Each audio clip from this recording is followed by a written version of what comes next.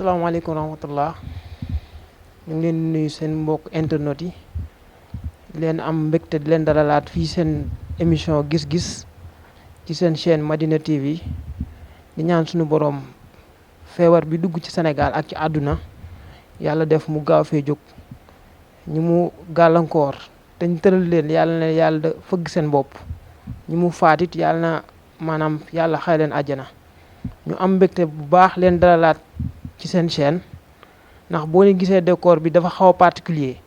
ndax dina leen di xaw a jaaxal ndax dafa am koo xam ne dañ koo dalal tey di ku màgg ci suñu région de Thiès ci biir Sénégal kenn dootu ko présenté kenn muy suñu monsieur le maire Talla Sylla di leen ko bàyyi mu nuyoog askan bi. maa ngi lay nuyu di nuyu ñëpp ñi nga xam ne ñoo nekk ci Madina TV waaye di jaar ci yéen nuyoo boo xam ne maa ngi ko jagleel Serigne Lamine Mbacke bu sëñ Mbacke Madina suñu borom boole ñoom moom bu yàgg ñu yàgg rafetlu taxawaayam ci doomu aadama yi taxawaayam ci yoonu murit waaye it di jaarale ci yéen nuyoo boo xam ne ñu ngi ko jëmale ci képp koo xam ne dinay suivre Madina TV. jërëjëf monsieur le maire comme ni ngeen ko déggee am loo xam ni dugg na biir Sénégal te bés bu nekk ñu dégg ministre bi wax cas yu bees wala porte parole wax ay cas yu bees di ñaan suñu borom rek ñu xëy benn bés moo xam ni dootuñu dégg ay cas ba mu génn fi ndax Sénégal xam nañ ni pays sous-développé la maanaam koom-koom bi demeewul noonu am ay laaj yoo xam ne bëggoon nañoo ñëw laaj ko monsieur le maire bi ci njëkk moo di décision yi état bi jël ban gis-gis la ci am. waaw li rafetlu ndax décision yi yaakaar naa ni bi ci jëkk te ñu mën ko féetalee ak mbas mi mooy dogal bi juddoo ci conseil présidentiel bi amoon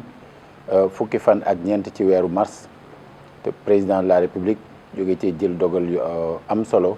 yoo xam ne ca la tëju école yi amee ca la tëju université yi amee ca la it yeneen i dogal yu jëm ci yenn yi nekk ay tegtal ci nit ñi ni ñu war a taxawee yenn yi jëm ci ay tere ci nit ñi lu ñu war a moytu ca la amee te dogal yooyu su leen nit ñi toppoon du àgg fii mu mel ne daf ko wax nit ñi continuer di nekk ci terrain yi di football di continuer di nekk ci grand place yi di continuer di yoote di wure di bëloot ak di def leneen lu ni mel ba mu am xibaar yu wér moom ak ñi mu ko séqal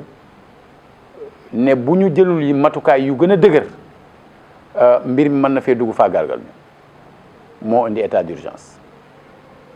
d'urgence bi ba mu amee xëy na diis na ci ay nit ndax état d'urgence moom day ngalab ay nit dalay am yum lay tere dalay gën a xañ yenn yu yoo xam ne tàmmoon nga ko ba état d'urgence bi duggee ànd ak couvre-feu ñun ñi dañ ko rafetlu ngir dañoo xam ne su nit ñi respecté woon dogal yu njëkk ya duñ ca egg waaye suñu respecté wulit ñaareelu dogal bi mën nañu yóbbu ci beneen étape boo xam ne mooy gën a metti loolu te mën na am xëy na duñ ko àttan kon ñu wax ñëpp ne leen nañu bàyyi xel loolu bàyyi xel li ñu wax ne nañuy fexe di raxas loxo ci anam yi ñu ko war a defee nañuy fexe di moytu jël loxo yi jëmale ci kanam nañuy fexe ba nga xam ne bu ñuy nuyoo mën nañoo nuyoo joxe loxoy xol waaye bañ a joxe loxo yi nit ñi miin nañ fexe ba di sorente moytu tàncaloo bi waaye aussi nañuy toog boobu nekk farata lay won ni la ànd naa ci dogal yooyu mooy la ma njëkk a def mooy ñëw toog fii ci maire bi ndax bu jamono crise amee ab maire këram du fam daan yeewoo këram day daal di doon maire yi mairie hôtel de ville la tudd ndax bërëbu dalukaay la léegi bu ko defee bu fi nekkee ñu di ko fi mën a fekk di ko mën a jot te bu dara nekkati ne jonn du fa sori loolu la ñu tàmbale ngir xamoon nañ ne bu ñu waree jóg di wax doomu aadama yi toog leen mais day fekk nga ne ca ndax nag sooy digle dara day fekk yow sa bopp nga ne ca rawatina loo xam ne dafa jëm ci wàllu wér-gu-yaram yow ñi ngi koy digal yow ak ñoom yéen a ci yem képp nag amul dara loo xam ne yow sa wàllu bopp mën ngaa taxaw ne mën na la caa musal lu bokkul ak li nga xam ne moo ca mën a musal ña ca des kon loolu moom laa mën a wax ni moo tukkee ci xeeti dogal yooyu du ñàkk nag xëy na ci biir waxtaan bi moo am yeneen xeeti dogal yoo xam ne bañ demee ba jëmmi jamono président ak gouvernement bi jël nañ ko bu boobaa it après ñu mën cee joxe suñu xalaat. waaw comme boo ni ngeen ko déggee monsieur le maire mën nañoo wax ni à 100% d'accord na ci dogal yi état bi joxe mais dañoo comme ni nga ko waxee ci njëlbeen Sénégal dafa nekk un pays sous-développé un pays du tiers monde kon am na dogal yoo bu ñu ko jëlee mënta ñàkk ay conséquences yoo xam ni dafay dal ci suñu kaw ñun population bi te gis nañ ni bu ñu nee toog leen seen kër def leen nii da ciy baax ñu koy def waaye génération bi mësta fekkee lu mel nii cas bi mësuñu ko xam peste amoon na fi mais génération bi fekkewuñu ko ñu bëgg cee xam laaj ko nag moom ban impact la lii décision yi ban impact la joxe ci lutte contre pauvreté bi am ci àdduna bi ak waxuma la ak Sénégal ban impact la ci am. li ñu war a njëkk a lijjanti mooy nit ñi ndax bu fekkee ne yow da nga bu ñu waxee dara nga ni man pays sous-développé laa ne waaye suñ la waxee da nga am mentalité pays sous-développé doo ko nangu su fekkee ne dañ laa wax ni la réew mi nga nekk am na lu bari loo xam daf ko ñàkk comparé ak réew yi ñuy wax Europe ak Amérique ak yeneen waaye doo nangu benn yoon ñu tuddal la ab tubaab ne la moo la ëpp xel duñ yoon nangu benn yoon ñu tuddal la kenn ci ñooñu ne la moo la ëpp ngëm à partir de ce moment là dafa am taxawaay boo xam ne ajootul ci am ak ñàkk am ak ñàkk bi feneen lay feeñe mooy su fekkee ne nit ñi dañoo toog lu mel ni dugg ci àdduna law ba ci biir Sénégal law ba ci sunu biir ay dëkk ñu xam ne lanu jàngatee te réew ya mu njëkk a am mooy lenn kese moo la ci mën a dimbali mooy ngeen doxe nii mooy mesures yi ñu tuddoon léegi mais mesures yooyu soxlawul am xaalis pour def lépp ndax bu ñu waxee toog leen seen kër c'est parce que comme defuñu confinement total dañoo bëgg a wax ne boo amul farata booy dox da ngay toog te bu fekkee ne da nga am farata boo war a dox nga respecter mesures barrières yi nga xam ne soo leen respecté nga mën a mucc mën a musal keneen alors loolu laa bëgg a wax ni côté boobu ajuwul ci am alal wala ñàkk alal ndax nit mën naa am alal lool te du respecté lenn ci loolu ñuy wax waaye nit mën naa ñàkk lool te xam ni mu war a doxee loolu moo jiitu maintenant président ci boppam boo seetloo discours bi mu def 3 avril dafa sóor ne maanaam Covid 19 bi song bi mu ñu song dina am impact maanaam dina am njeexital ci dundinu nit ñi moo waral moo am ay mesures yu am solo yoo xam ne jël nañ leen ci domaine yu bëri la ci jëkk ngir mbir mi problème santé la moo yëkkati 64 milliards 400 millions ne jagleel nañ ko lépp lu jëm ci wàllu santé bi parce que bu ñu dooleelul santé bi te nit ñi continuer di comporté wu nit ñuy comporté woo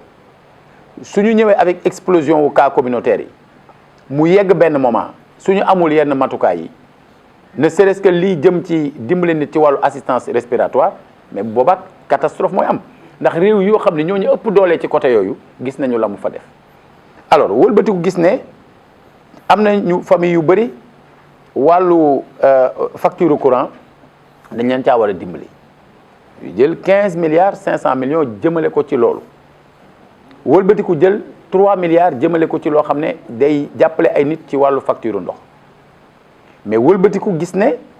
dafa am ñoo xam ne ña nga ca diaspora bi daa jàppale ay famille te ñoom confinement yooyu ñu nekk ñoom ëpp na suñu bos parce que confinement total lay doon ñu ni nañ leen jàppale jël 12 milliards 500 millions jagleel leen ko xam nga yooyu yëpp c'est des mesures à saluer tey bëri na ñoo xam ne barab yi ñuy liggéeyee mu doon entreprise wala yu ni mel am ci ñenn ñoo xam ne ñoom dañoo nekk ay fournisseurs u état bi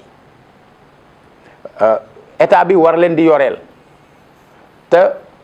bu fekkee ne lii dafa wéy te mu duré activités yi ñu daan am ba cay mën a jëlee lu ñuy war a mën a fay nit ña fay liggéey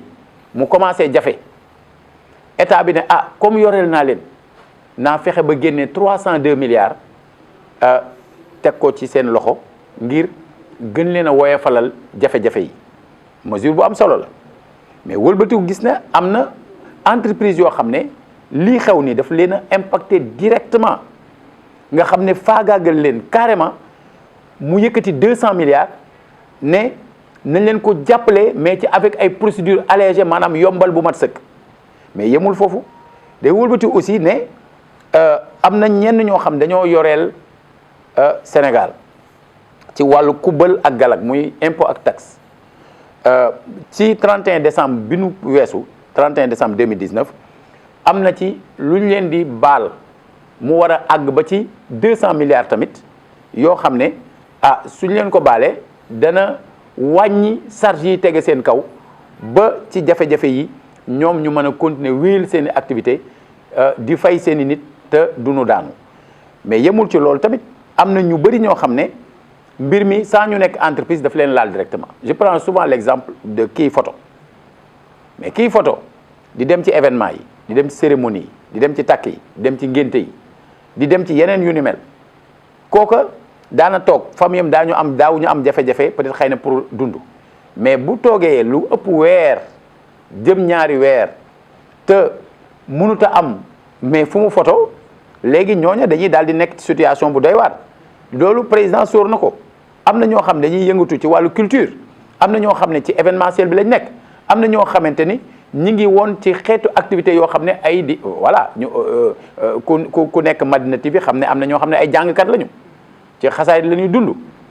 di ci vraiment ñu ngi ci liggéey di dem di bégal nit ñi ci wàllu woowu ñooñu amatuñ fu ñu ko defee alors ak ñeneen ñu ni mel alors lu mel noonu su amee président yëkkati 100 milliards ne dana ko jëmale ca loolu mais yemu ci ñëw ne léegi nañ jël 69 milliards def ko ay vivres def ko ci lu wàllu jëm ci wàllu dund seet nan la ñuy dimbalee 1 million de ménages benn million ménage boobu am nu mu tëddee mu am 588 045 ménages yoo xam ne nekkoon nañ ci registre national unique déjà mu ne ñooñu moom bokk nañ ci waaye dañ koy mottali de yokk ci 411 955 ménages yoo xam ne suñu leen jàppalee ca loolu ndax dañu gis ne Covid-19 impacté na seen dund mais loolu dina war a mën a au moins ñu espérer mu toucher à peu près 8 millions de Sénégalais alors loolu bu fekkee ne président tey jël na mesure yu mel noonu mais ça veut dire que ñun dañ naan comprendre na ni li xew laal na dund nit ñi te baax na état bi ci boppam am nu mu ci dugalee loxam ba mu gën a xëy na woyof ba conséquences yi gën a néew parce que su fekkee dañoo war a toogloo nit ñi wala wàññi leen demlante bi ak dikkalante bi faw mu am lu mu def ci ñoom et je suis convaincu que bu fekkoon ni nit ñi ñi ngi topp mesures yi nga xam ne teg nañ ko di topp ndigal yi bàyyi tere yi maanaam mbir mi dana gën a gàtt ci wàllu temps parce que même bu amee ay cas communautaire mais bu fekkee nit ñi toog nañu ni ñu war a toogee bàyyi tambaambalu taxawaalu dem beeg dikk bi entre dëkk ak dëkk rawatina alors loolu suñ ko bàyyee mais balaa yàgg ñu gis ne mbir mi ci boppam danañu tàggu dafa laaj jëf. jërëjëf monsieur le maire comme ni nga ko waxee bu ñu nee toog leen seen kër dafa am ay mesures d'accompagnement yu ci war a am te état bi mu ngi ciy def kéemtalaay kàttanam comme ni ma la ko waxee rek dafa nekk benn pays boo xam ni nit ñi Sénégal nit ñi da ngay gis ku jóge Thiès dem Dakar te ba léegi ñu ngi nii dégg nit ñaa ngi jóge Thiès dem Dakar wala ñaa ngi jóge Thiès dem Touba am loo xam ni mu ngi wax mesure d'accompagnement mais dama ko bëgg a laaj rek maanaam Thiès moom ban taxaw la taxawee moom en tant que maire ak mairie bi ban taxaw la ban yan action la def ci pandémie bi. waaw ba mbir mi tàmbalee liñ njëkk a def ginnaaw toogaay bi mooy taxawal comité de veille et d'action ci biir comité de veille bi ku ñuy wax Ndeye Soxna Mbaye mooy présidente bi nga xam ne du koo xam ne day liggéeyee maire yi c'est pour wax ne dañ ko bëggoon a yaatal ba kenn ku ne mën caa gis boppam Mohamed Ndiaye mi toog moom mooy coordonnateur bi ñu yaatal ko nag fexe ba nga xam ne ay professeurs d'université ñu ngi ci biir ñoom Mara Wade ak ñeneen fexe ba yaatal ko ci imam yi délégué de quartier sëriñu daara yaayu daara bàjjenu gox gis nga étudiants yi nga xam ne ñoo nekk ci juróom-benn université yi Sénégal muy bu Ziguinchor Saint-Louis Bambey Sine Saloum Dakar ak bu Thiès étudiants yooyu nekk fii ci lañ bokk. alors am na ay éclaireurs yu nekk ci dëkk bi ci la ñu bokk waa université virtuelle du Sénégal ci la ñu bokk inspection d'académie ak inspection de l'éducation et de la formation ci la ñu bokk. am na yeneen i kuréel yoo xam ne ñi ngi ci biir dëkk bi ba ci journalistes yi ndax journalistes yi dajale naa leen ne leen woowuma leen pour jottali leen xibaar bu ngeen di tas waaye dama leen a woo ngir ne leen ay waa Thiès ngeen wala Thiès ngeen nekk lan ngeen mën a indi ci xeex bi ñu waxtaan ba déggoo ñu tëral entre autres mesures ne bis bu ne lundi ba jeudi 11h ba midi dinañu am benn émission synchronisée nga xam ne ensemble rajo yi même émission bi la ñuy jàllale te xam nga loolu musul am loolu ñu koy def pour yee nit ñi donc mu nekk benn communication de masse pertinente et rassurante boo xam ne ensemble ñi ngi koy def mais fexe ba ci biir plan d'action boobu mu am lu ñu ciblé mu concerné biir maire yi nu ñuy fexe ba tàncaloo ak loolu ñuy tere du am ci biir bureau yi waaye du am ci biir maire bi ci dugg bi ak bi génn bi ñu jóg benn moment libéré 90% personnel bi tëj li ëpp ci service su état civil maintenir fa rek naissance bu bees décès bu bees ak authentification boo xam dafay jógee tribunal à part loolu li nga xam moo doon indi mbooloo di ñëw foofu ñu tëj ko muy renouvellement yi. alors donc ci wàllu mairie ci plan d'action bi loolu la ñu permettre ñu def ko ak yeneen mesures yoo xam ne jël nañ leen alors la ca topp mooy ñu jóg ne dañu war a dem ci chef religieux yi parce que ñu dañoo gëm ne réew moo gis dëkk boo gis ak kenn ku ne da ngaa war a am kilifa alors kilifa nag ku ko nangu la am kenn warut a nangu nga doon kilifa am alors ci cadre boobu dem nañu ci këru diine yépp waxtaan ak ñoom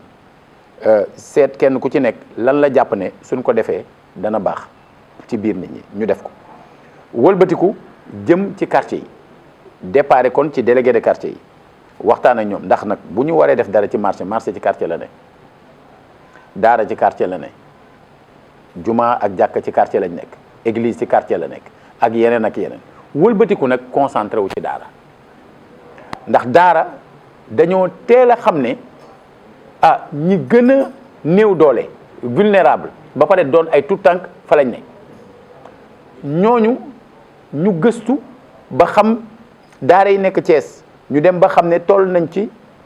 ñeenti téeméer ak fukk ak juróom-ñeent te sax am na yu commencé feeñ loolu bu mu amee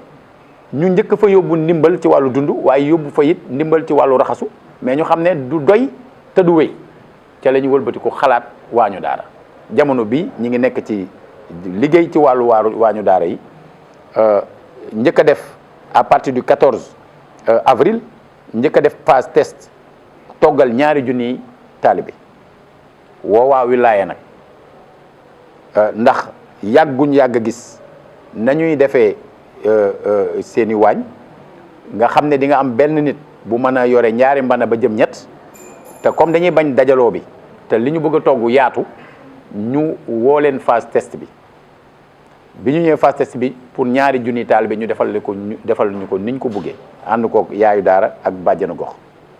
kon xeex bi dafa nekk xeex boo xam ni dañoo xeexu ñëpp la ñu sensibiliser jeunesse thiessoise ba ndax ñoom ñooy nekk terrain di fubal ñoom ne ñooy nekk ci mbedd mi di dox kon ñu gën leen a sensibiliser xam ne xeex bi xeexu ñëpp la feebar bi dëgg la ndax am na ñoo xam da ngay toog ñoom ba léegi ñu jàpp ni affaire dafa am ay leneen lu ci rax nañu xam ni nit ñi da ñu ngi wopp nax feebar bi am loo xam ne duñ fi jóg te mënuñu koo laaj monsieur le maire mooy sur le plan éducatif sànq wax nga ko ci taalibe yi maanaam action yi ñu ciy def mais sur le plan éducatif école yi ñu tëdd ban conséquence la ci am. waaw xam nga yu mel noonu dañ koy jàngat ndax conséquences yi mi ngi aju ci combien de temps lañ toog jànguñu nit ñi waxoon nañ tamit ne xale yi bàyyiwuñ leen ñu ñibbi pour ñu dem di fo am na ay initiative yoo xam ne ay citoyens ñi ngi koy jël ba ci biir Thiès gi di jël ay initiative yoo xam ne ñi ngi utiliser réseau yi am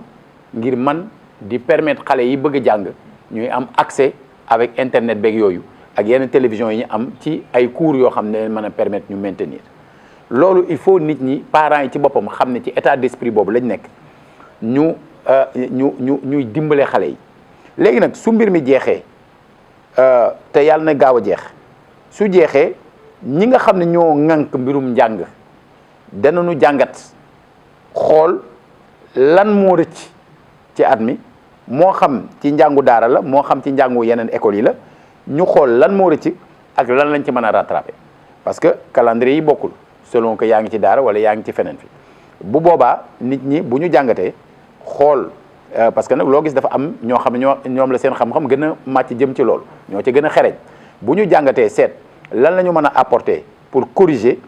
seet li des ci at mi xam naa ne bu ñu waree dugg nawet lu bëri day gën a compliqué surtout ci yenn gox yi mais du tee ñun ñu xam ne lu ñu ca woo pour ñu gunge leen ca boobu waa ñu gunge leen ca ngir gën a mën a taxawu xale yi nga xam ne lu ñu perte rek ci wàllu temps bu ñuy jàng luy yàqu lay doon ci seen avenir. incha allah monsieur comme ni nga ko déggee rek Sénégal maanaam jeunesse kat wala réew jàng dafa bokk ci li ko yor te maanaam bu jàng bi xawee nax saay wala mu xaw a sooxe day xaw a am benn répercussion bu am fii ak 2 ans wala 1 an ci sunu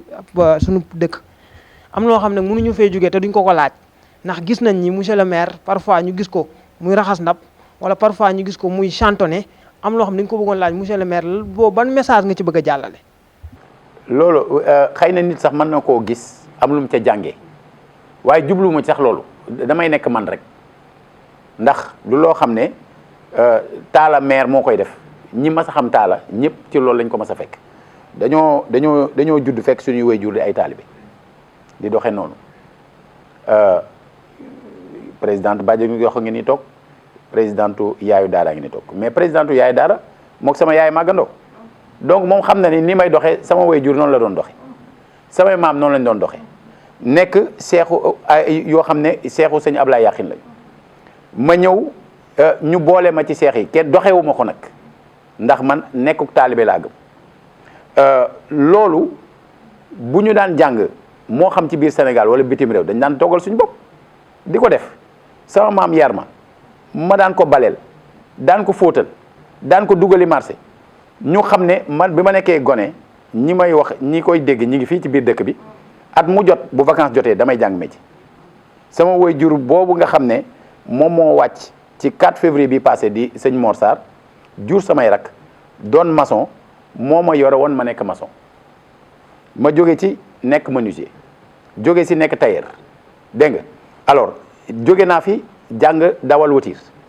sàmm yooyu yëpp def naa donc loolu ça n'a rien à voir avec mairie ni avec ndax nit ñi d'accord nañ ci wala d'accorduñ ci man lu ma jàpp ne loolu laa war a def rek lu lay def bu ma amee yëg-yëgu ne damay jël saako ceeb bi dama koy jël du ma seet ndax attan naa ko wala attanu ko dama koy jël rek bu ma ànd ak moom daanu ma ànd ak moom daanu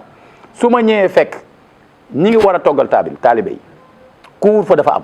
ñi ëpp si ñi war a yore togg bi dañuy obligé ñibbi ñii mën a fanaan ci mairie bi bëriwuñu buñ fi toogee ñoom ñu war a jël 800 ginaar war leen a toppatoo ci guddi gi man damay toog fii dem tëdd di nelaw wala taxaw di leen seetal damay ñëw jàppale leen bu ma amee keneen koo xam ne gis naa la ñu war a wàccee ay saaku ceeb ñetti nit rek di dem di jëli ci camion bi di jël ma gis ñeneen ñi toog di waxtaan damay dem jëli bu ma jëlee danañ jóg ñoom ñëpp liggéey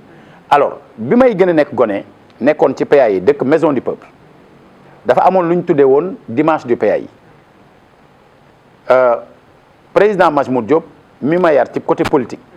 yàlla na suñu borom yokk yërmande ci moom premier dimanche du PA yi dafa wàcc ci otoom rek indi matériel am jubal ci douche bi raxas ko waaw loolu leçon bu doy waar la pour man loolu du ma ko mas a fàtte parce que bu président Majmout Diop raxasee douche bi beneen yoon dimanche du PA yi kan mooy wax du ma raxas douche kan mooy wax du ma raxas douche foofu la affaire bi nekk je pense que nit ñi dañu war a bàyyi ay complexe tege ko nele ñun duñu ay tubaab te boo demee ci tubaab yi fekk leen ñuy liggéey boo demee ci tubaab yi fekk leen tey jii que la gën a am alal da nga koy fekk mu sol ab jiinam boo ko rombee ci mbedd mi doo xam ne am na alal c'est-à-dire nit ñi ñoo war a delloo ci seen bopp yenn caaxaan yu bëri yu ñu nekk ñu jël ko tegee ko nele sëñ Tuubaa dafa ne boo nekkee ci dëgg nee na bu ci ragal a wéet te bu ragal wéet ba wéttali ko tappale Serigne Cheikh Ahmed Tidiane Sy Al Maktoum wax ne bomb bi nar a tukkal àdduna nee na du bombe militaire mooy jël lu dul farata nga jox ko gëddee farata rendre nécessaire ce qui n'est qu'accessoire c'est la formule qui fera exploser le monde alors li nga xam ne moom moo am solo mooy nañu seet li nga xam moo yenu maanaam ñu jiital ko concentré wu ci loolu di jëfe ndigal yi nga xam moom la nit ñi wax bàyyi tere yi respecter mesures yi na ko sëñ Abdoulaye waxee woon loolu nga xamante ne mooy dëgg nee na ku ci xeluwul ñëw di nga xelu ñëw léegi nag nit ñi bu ñu dañuy toog ba xaar dégg ne diw faatu na taalibe ba jàpp na ko diw def na ko nga nekk ba nit kenn koo xam mu jàpp ko ngay doo commencé di gëm ne corona dugg na ci biir Sénégal loolu la ñu war a moytu nañu xelu léegi ñëw ne ci li ñu war a ne balaa xelu di jot. jërëjëf monsieur le maire boo ko déggee ndax boo dëkkee Thiès xam monsieur le maire xam fi mu dëkk ndax moom mi créé parti Jëf Jël wala ñu bokk ñu créé parti Jëf Jël ndax Jëf Jël dafa bokkoon loo xam ni ay slogan wu maam Cheikh Ibrahima Fall la woon di nga xam ni nit ko oyof la du dañ koy jeter ay fleurs mais xam nañ boo dëkkee ak fi mu dëkk di nga xam ni defuñu dara muy dara nañ jàngee ci rek xam ni li muy def humilité moo ko tax a jóg ak générosité dans l'action nañ ko jàngee foofu rek di ko wax rek monsieur le maire looy tàggoo askan wi. may ñëw wax ak ñey wutal sëriñ bim kem te ñàkk ko waral ba mu yen woon yen bay dem na Gabon ci ngor ba delsi ak i ndam dellu gànnaar ba delsi waat indi yi ngërëm yàlla na jàmm yàgg. jërëjëf monsieur le maire ñu ngi leen di jaajëfal suñu mbokk internet yi di ko gërëm bu baax ci OFM bi ñu dalal ci maire bi ak ñi tax ba lii am comme monsieur Madické Ndiaye ak Mohamed Ndiaye di sant bu baax suñu caméraman yi ak suñu photographe di leen wax rek ngeen dem abonné ci Madina TV leen wax incha allah ba benn émission jërë ngeen jëf.